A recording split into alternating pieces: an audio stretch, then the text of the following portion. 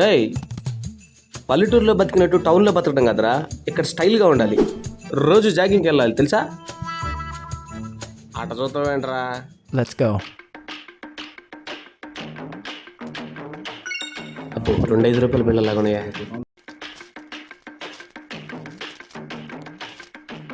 అయ్యాహు అయ్యాహు. అబ్బా.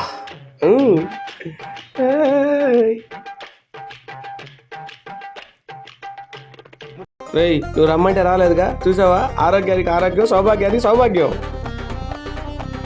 అలా సొత్తున్నావేంట్రా? ఏముంది వెనక?